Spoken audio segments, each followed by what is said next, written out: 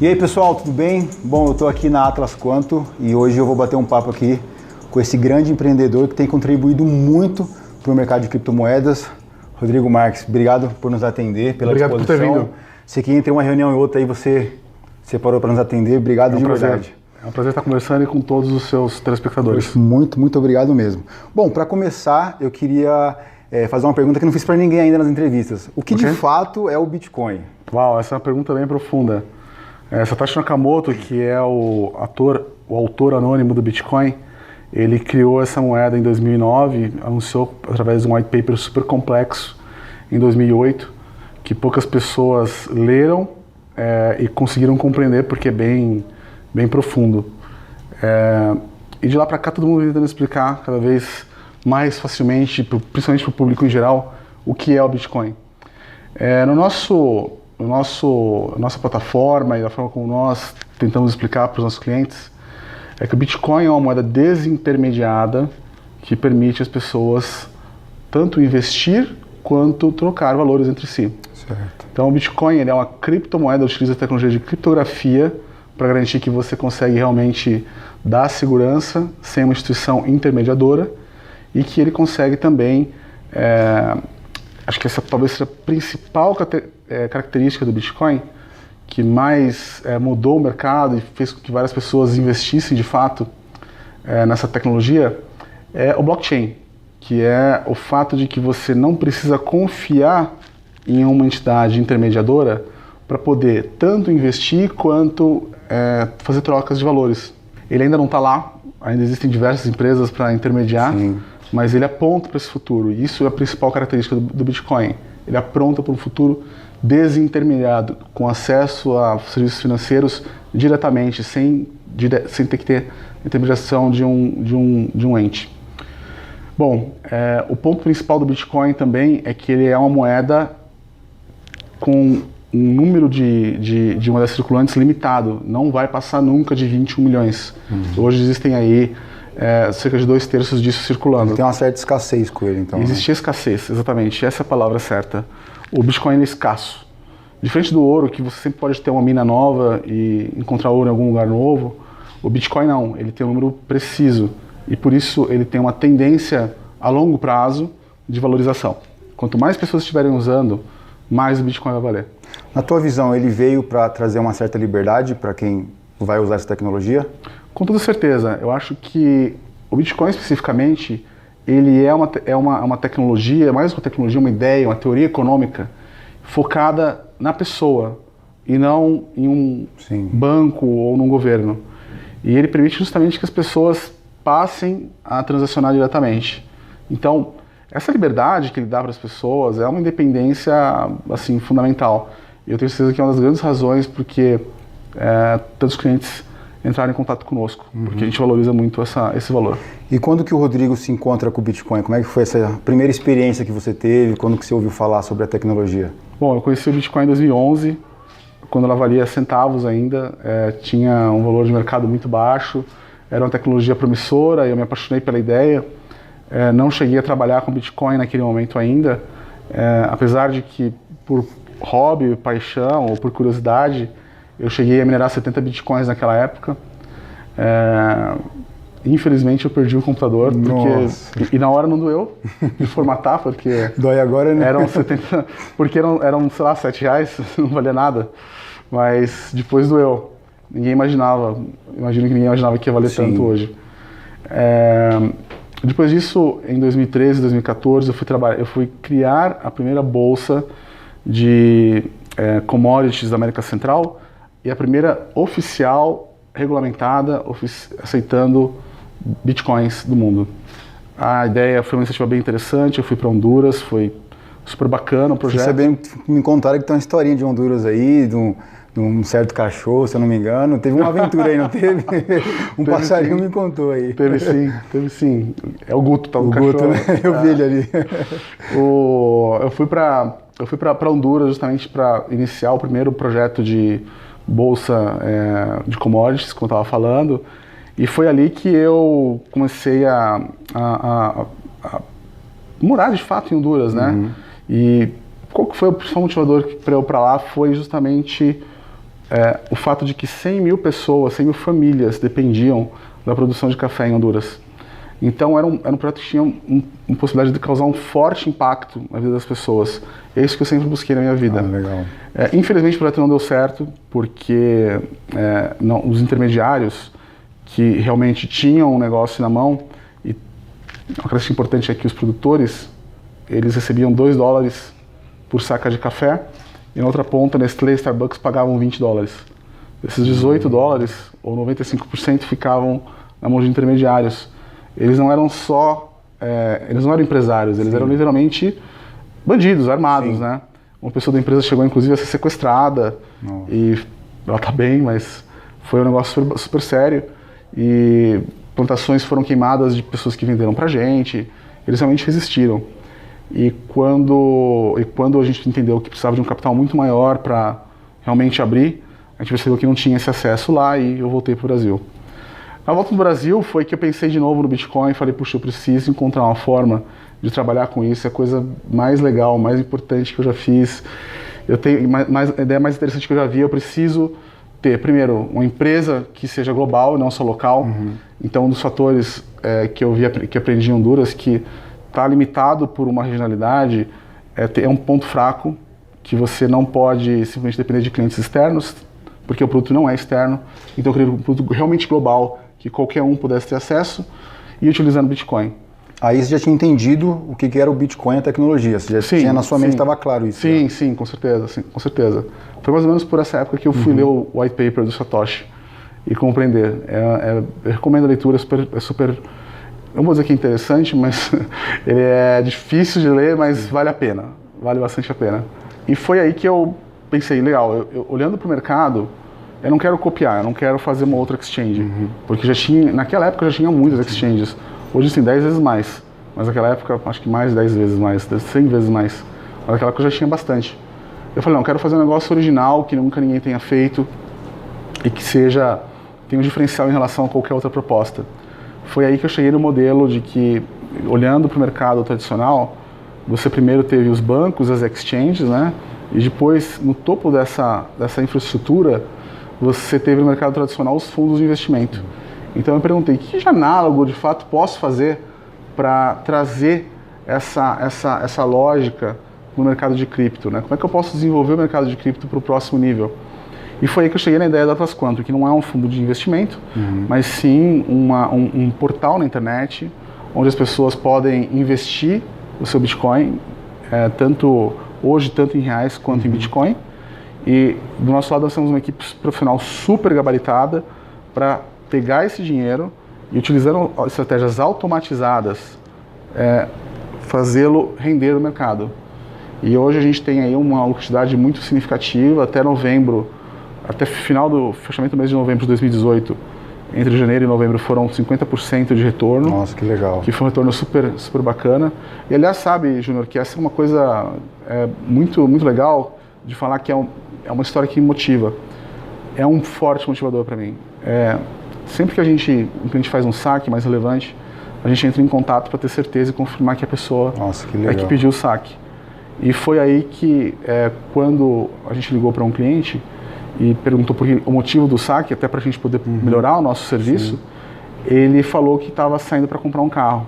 Nossa, eu fiquei super emocionado com isso, porque ele investiu por 10 meses, um valor equivalente a 10 mil reais, 10, 20 mil reais, e tinha comprado um carro de 100 mil através da plataforma. Bacana, isso foi super bacana, foi muito emocionante para mim ver que eu estava ajudando as pessoas a realizar o sonho da vida delas. Quer dizer, você tirou eles do mercado tradicional. Exatamente. E proporcionou algo que ele não ia conseguir comprar tão cedo, tivesse investido numa poupança, por exemplo. Com toda certeza. Né? Então, eu acho muito legal isso, parabéns. Ao invés de pagar juros para o banco, que geralmente é o que as pessoas fazem, ele pagou juros para ele mesmo. Muito legal. Eu acho que esse é o principal.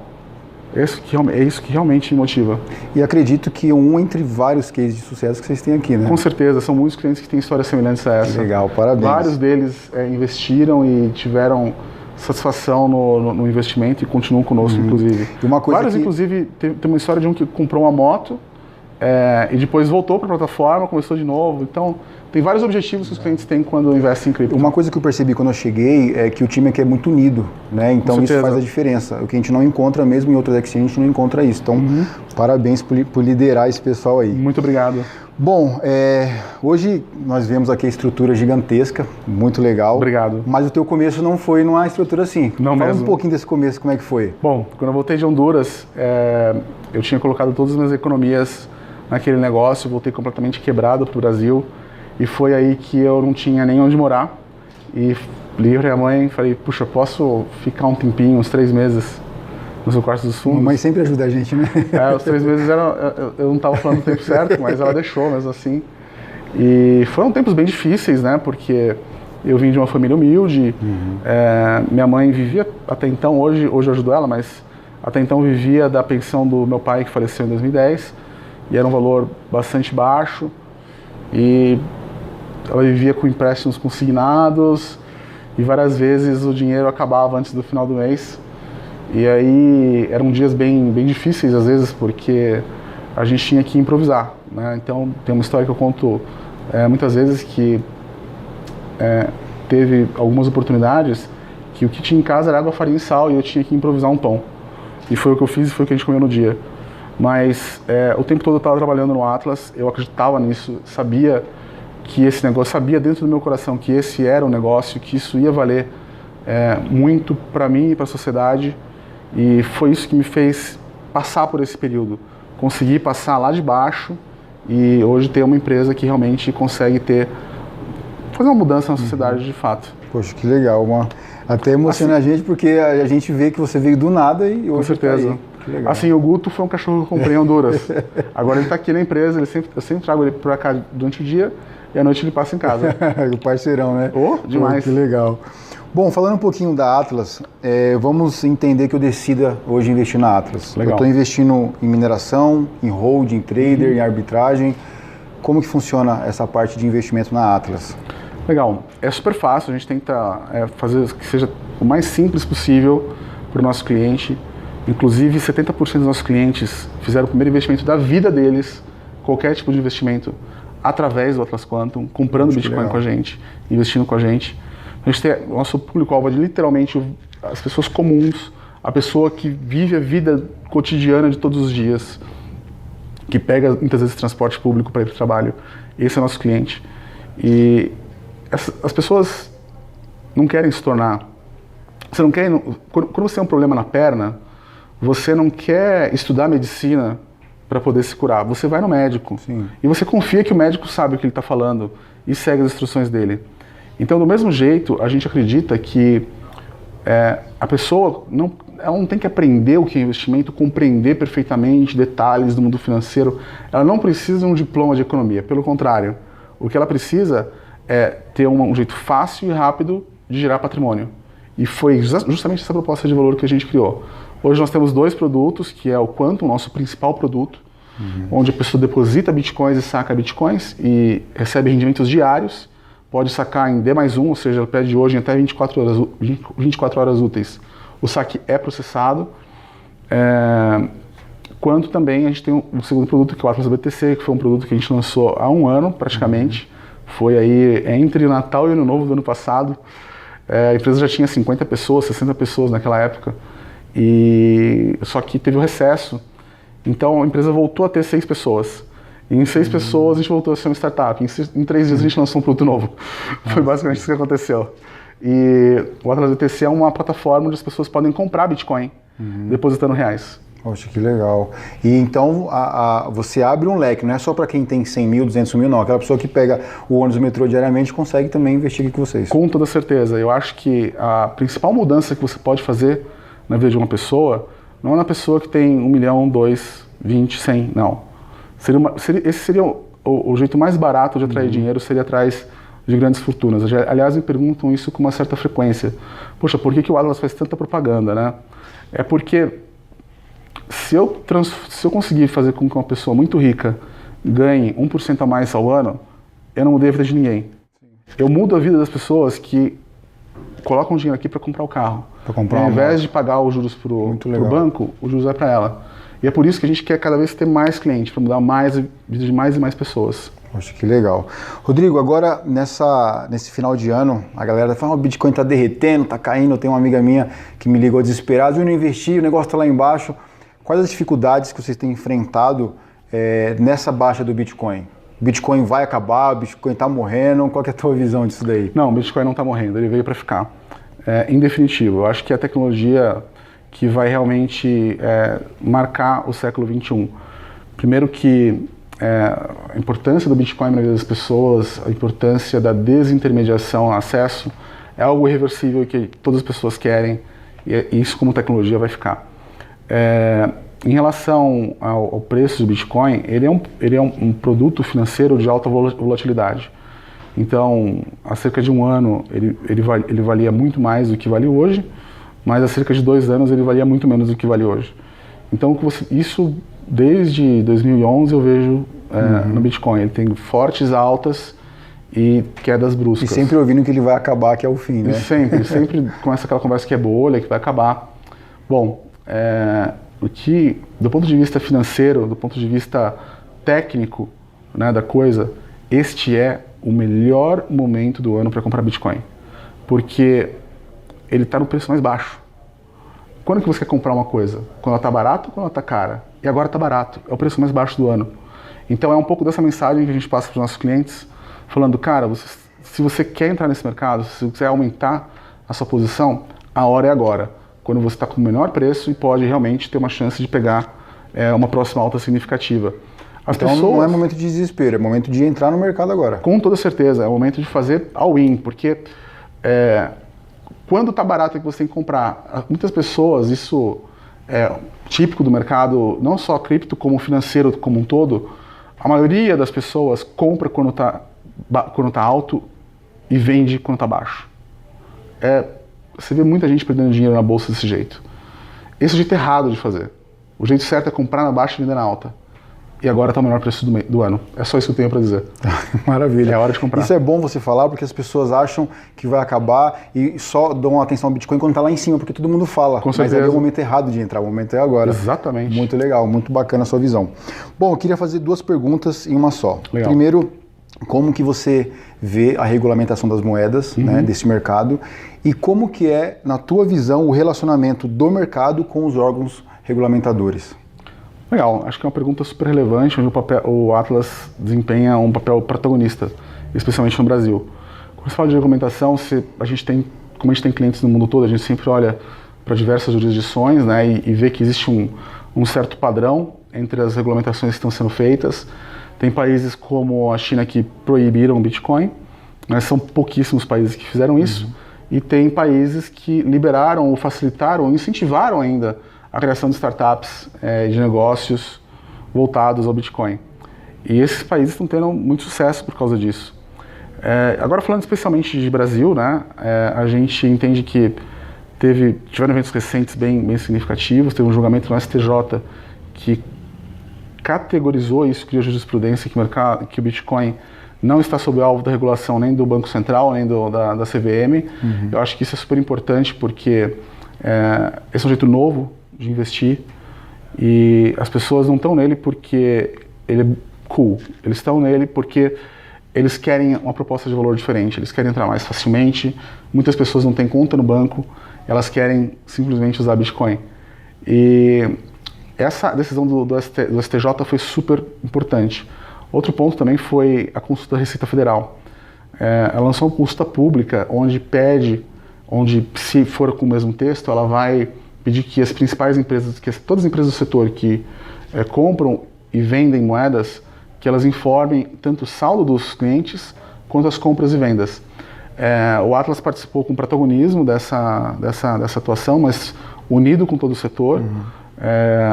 Hoje em abril, na verdade, a gente teve iniciativa, a gente percebeu que o mercado não estava perfeitamente organizado e abriu a ABCB, Associação Brasileira de Criptoativos e Blockchain.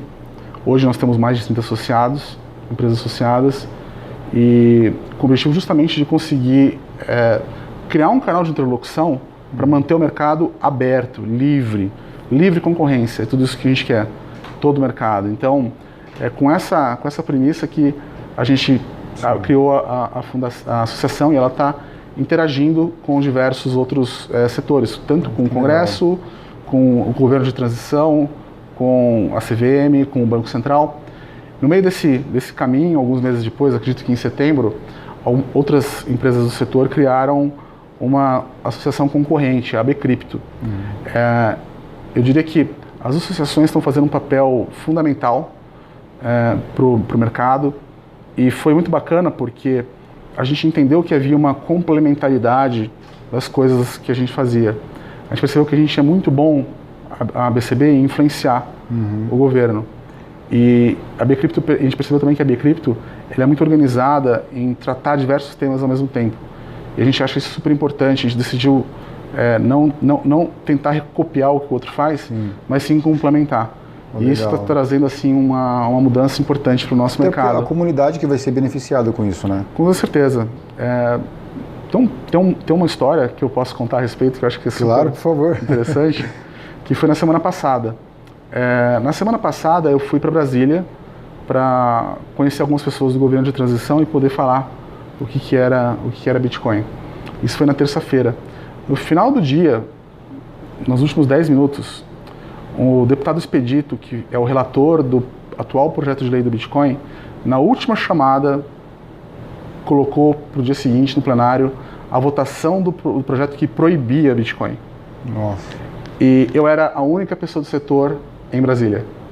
Então, foi bastante bacana eu estar lá, junto com o pessoal da BCB, lógico, né, que estava, principalmente são eles que fazem. Estava na hora certa. Mas estava na hora certa. A gente conseguiu conversar com diversos deputados e a sessão que votaria esse projeto foi cancelada. Nossa, que legal. Na próxima legislatura, é muito provável, o Expedito se reelegeu, mas é muito provável que ele não seja nem relator ou sequer que esteja na comissão.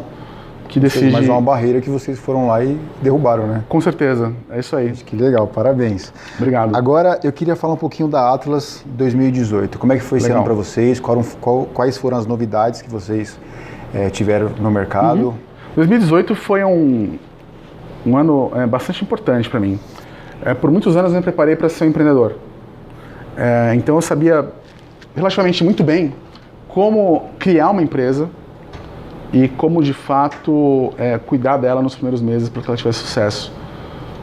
Foi uma preparação longa, inclusive eu costumo dizer que a minha faculdade foi em Honduras, porque aprendi muita coisa lá, tentando criar uma empresa, e eu usei todo esse conhecimento que eu tinha para fazer o Atlas.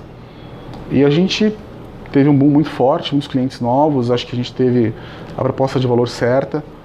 E em 2018, a gente já não tinha mais que provar o produto, que estava aprovado, a gente não tinha mais que descobrir como conquistar cliente, que a gente já sabia como conquistar cliente, mas a gente tinha que crescer, a gente tinha que escalar. É um desafio que muitas startups passam. Como que eu escalo meu produto? Como que eu faço com que minha empresa se torne global? E a respeito disso eu não sabia nada, nunca tinha feito isso. Então, a primeira decisão que eu tomei é que, mesmo que a gente não precisasse de investidor, e a gente não precisa de investidor até hoje, sempre a gente teve receita positiva, eu precisava agir como se eu precisasse. E eu me perguntei, qual que é a primeira coisa que o investidor vai pedir ao entrar nessa empresa? Eu ia falar, Rodrigo, você é muito bom, teve uma puta ideia, mas eu preciso de profissionais, eu preciso de gente que saiba fazer. E foi exatamente isso que eu fiz. Eu fui no mercado durante esse ano e contratei executivos topo de linha, contratei colaboradores muito bons, desde a média gerência até a operação, para justamente tornar um negócio profissional. E essa profissionalização acho que permitiu com que o Atlas tivesse esse ganho de escala que ele tem hoje. Hoje o setor como um todo, por causa da queda do Bitcoin, eu não ouvi falar de nenhuma empresa que tenha falado que está crescendo. A gente sempre ouve recentemente aí que tem empresas demitindo, reduzindo de tamanho, cancelando projetos, mas o Atlas não teve nenhum mês esse ano que ele não cresceu. A gente tem crescido constantemente e é justamente por isso, eu acredito, pelo fato de ter profissionalizado a gestão da empresa e ter conseguido trazer os melhores. O que 2019 pode esperar da Atlas? Puxa, bastante. Eu acho que 2019 vai ser um ano com diversos lançamentos. A gente tem... Adianta um pouquinho pra gente alguma coisa, inédita pra gente. Puxa, já pensou? Seria legal. Bom, eu prometo adiantar pra você, não hoje, mas em outro momento. Maravilha, fechado. Vou cobrar, pessoal. Pode cobrar que eu vou fazer com certeza. Mas esse ano a gente teve, agora, recentemente, um produto super relevante, que é o primeiro gift card da América Latina.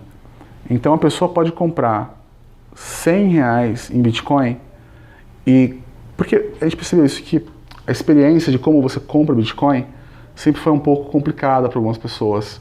Não é tão simples assim, por mais que a gente simplificasse. Mas comprar um gift card todo mundo sabe fazer.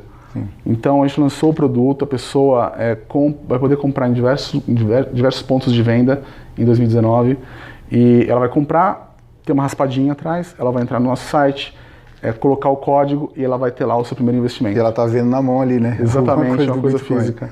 Legal. E a gente está tendo uma aceitação muito grande, acho que o gift card foi uma ideia fantástica. As pessoas estão... uma coisa muito legal do gift card é que as pessoas que têm Bitcoin, elas estão comprando o gift card para dar de presente. Isso acontecia muito em 2013, 2014, 2015. As pessoas, quando o Bitcoin valia pouco, as pessoas davam Bitcoin de presente.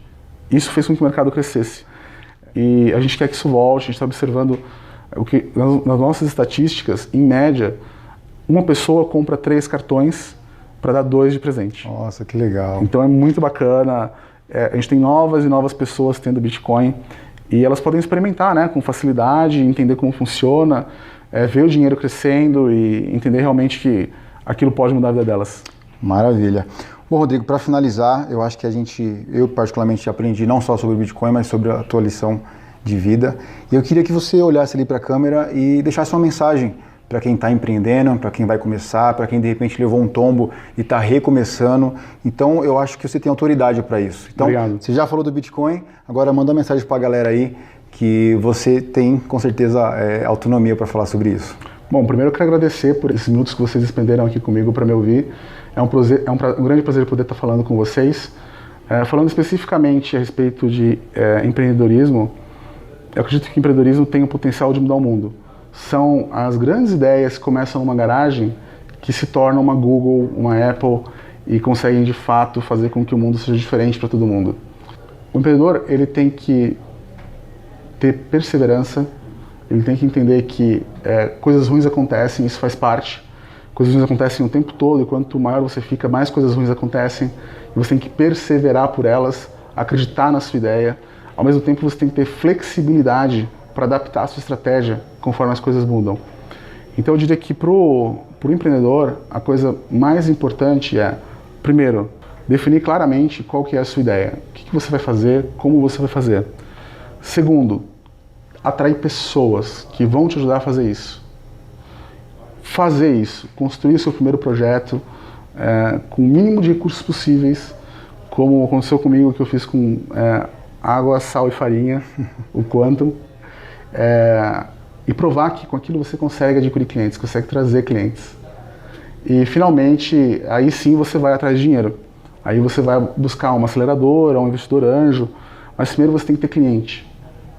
Muda completamente a relação. A gente foi acelerado pelo UOL, e muitas das empresas que participaram do processo de seleção da UOL, foram quase 100 empresas naquele momento, muitas delas estavam pré-operacionais, ou seja, só tinham uma ideia, estão desenvolvendo o produto.